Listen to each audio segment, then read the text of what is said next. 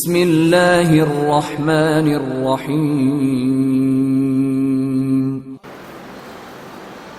29واں پارہ سورۃ الدہر کا دوسرا رکوع، سورہ دہر کی آیت نمبر 23۔ اللہ رب العالمین ارشاد فرماتا ہے، اِنَّا نَحْنُ نَزَّلْنَا عَلَيْكَ الْقُرْآنَ تَنزِيلًا، بے شک ہم ہی نے آپ پر یہ قرآن نازل کیا ہے آہستہ آہستہ بتدریج۔ اِنَّا نَحْنُ بے شک ہم ہی نے نزلنا نازل کیا ہے علیک القرآن آپ پر قرآن، تنزیلا آہستہ آہستہ۔ توریت اور انجیل مکمل کتاب نازل کی گئی، لیکن قرآن مکمل ایک ساتھ نازل نہیں کیا گیا، بلکہ یہ آہستہ آہستہ جیسی ضرورت ہوتی تھی ویسی آیات کا نزول ہو جاتا تھا، اور تقریباً 23 سال کی مدت میں نزول قرآن مکمل ہوا۔ اس آیت کریمہ کا مقصد کیا ہے؟ یہ بیان کرنے کا مقصد کیا ہے کہ بے شک ہم نے آپ پر یہ قرآن آہستہ آہستہ نازل کیا ہے۔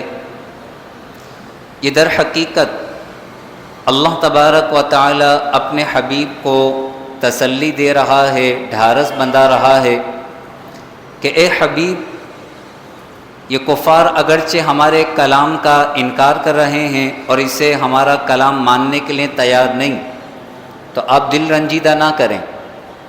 آپ کا رب یہ گواہی دیتا ہے کہ بے شک یہ قرآن رب کا کلام ہے جو اس نے آپ پر نازل فرمایا ہے،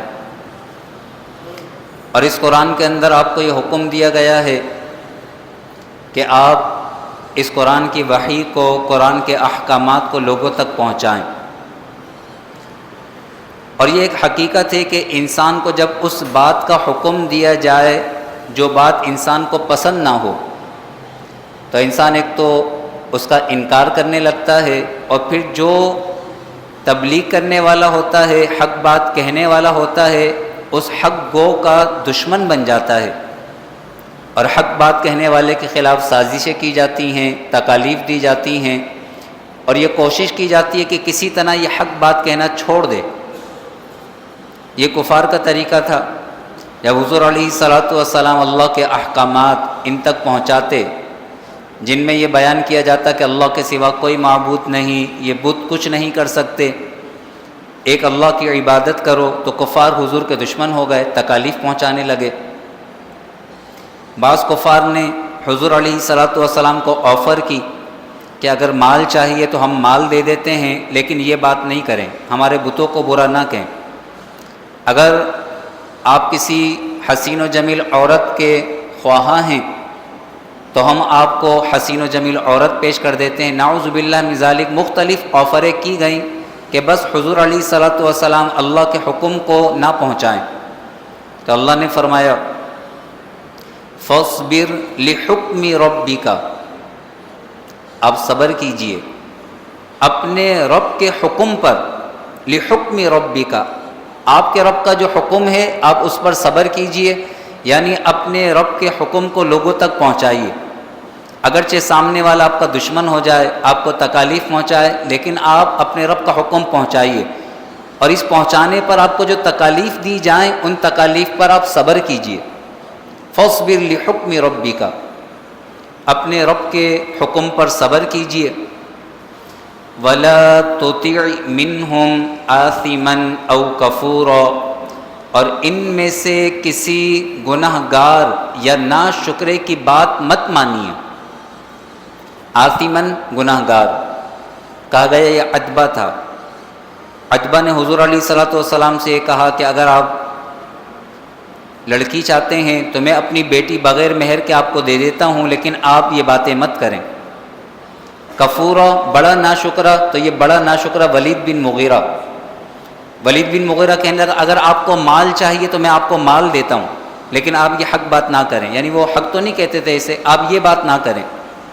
تو یہ کافروں کا طریقہ رہا ہے، انسان جب حق بات کہتا ہے تو پہلے اسے دبانے کی کوشش کی جاتی ہے، اس پہ ظلم و ستم کیا جاتا ہے، تکالیف دی جاتی ہیں، ڈرایا جاتا ہے، دھمکایا جاتا ہے، اور جب سامنے والے دیکھتے ہیں کہ یہ ڈرانے سے، دھمکانے سے، تکالیف سے دبنے والے نہیں ہیں تو پھر مختلف آفریں کی جاتی ہیں، پیسوں کی لالچ دی جاتی ہے۔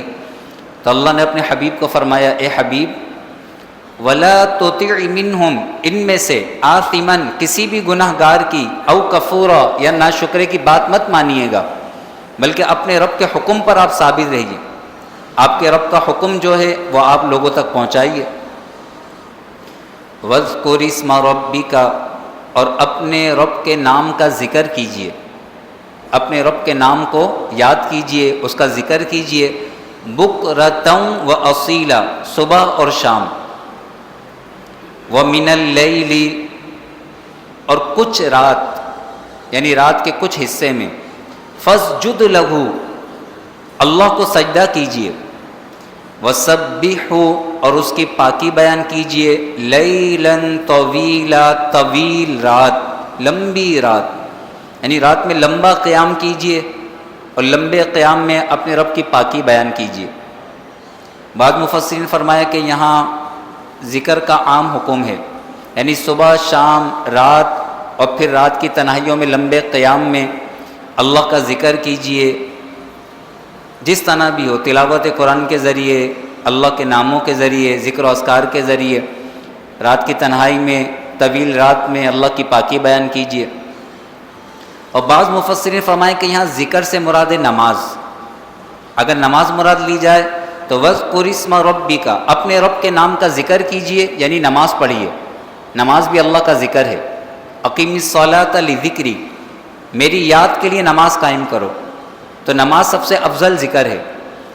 بکرتاً، صبح، تو صبح سے مراد فجر کی نماز، وَأَصِيلًا، اور شام، اصیل کہتے ہیں دن کے آخری پہر، تو آخری پہر کے اندر یعنی جب دن ڈھلنے لگتا ہے تو اس کا آخری پہر شروع ہو جاتا ہے، تو آخری پہر میں نماز ظہر ہے اور نماز عصر، تو اصیلہ شام کے اندر نماز ظہر نماز عصر، بکرتاً صبح نماز فجر پڑھیے، وَأَصِيلًا، اور شام میں نماز ظہر اور نماز عصر، وَمِنَ اللَّيْلِ فَاسْجُدْ، اور کچھ رات میں اللہ کو سجدہ کیجئے، یعنی نماز مغرب میں اور نماز عشاء میں۔ اور یہ جو فرمایا وَسَبِّحُوا لَيْلًا طَوِيلًا، اور طویل رات اس کی پاکی بیان کیجئے، یعنی نماز تہجد میں لمبا قیام کیجئے۔ یہ سورہ مزمل کے اندر آدھی رات، 2/3 رات، 1/3 رات، طویل رات، رب کی پاکی بیان کیجئے، تو پانچوں نمازیں اور نماز تہجد، رات کا قیام بھی اس میں آ گیا۔ وَاذْكُرِ اسْمَ رَبِّكَ بُكْرَةً وَأَصِيلًا، اپنے رب کے نام کا ذکر کیجئے صبح اور شام، یعنی نماز فجر، ظہر، عصر ادا کیجئے۔ وَمِنَ اللَّيْلِ فَاسْجُدْ لَهُ، اور کچھ رات میں اسے سجدہ کیجئے، نماز مغرب میں، نماز عشاء میں۔ وَسَبِّحُوا لَيْلًا طَوِيلًا، اور طویل رات اس کی پاکی بیان کیجئے، یعنی رات کی تنہائیوں میں لمبے لمبے قیام کیجئے، رب کی پاکی بیان کیجئے۔ اللہ تبارک و تعالی ان آیات کے نور سے ہمارے سینوں کو روشن و منور فرمائے، ہمیں پانچوں نمازیں باجماعت ادا کرنے کی توفیق نصیب فرمائے، آمین۔ وآخر دعوانا ان الحمد للہ رب العالمین، وصلی اللہ تعالی علی خیر خلقہ ونور عرشہ سیدنا و مولانا محمد وعلی آلہ واصحابہ اجمعین، آمین برحمتک یا ارحم الراحمین۔